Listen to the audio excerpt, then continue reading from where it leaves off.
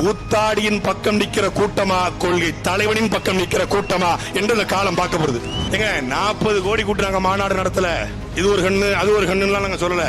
நாங்கள் பொழுதுபோக்கு தளத்திலே தலைவனை தருகிற கூட்டம் இல்ல. இதே போல ஒரு கூட்டத்தை வாசுதேவன் இல்ல இந்த இளைஞர் படைய கோட்டரும் கோழி பிரியாணியும் கொடுக்காம ஒருத்தரவ காசு இல்லாம கூட்ட சொல்லு, கூட்ட சொல்லுடா.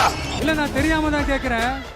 கூத்தாடினா என்ன, ஏதாவது கேவலமான ஒரு பேரா, ஏதாவது கெட்ட வார்த்தையா? கூத்து அது சாதாரண வார்த்தை இல்ல.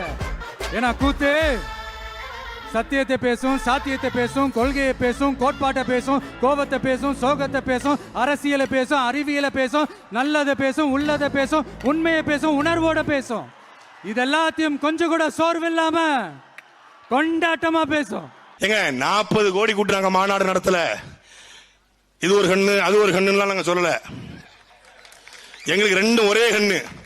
தமிழ் ஒரு கண்ணு, தமிழ் தேசியம் ஒரு கண்ணு.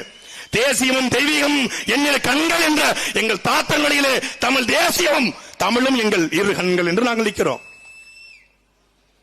புரிந்து கொண்டு தமிழ் தாயின் பிள்ளைகள், எங்கள் சொந்தங்கள், நீங்கள் வர வேண்டும்.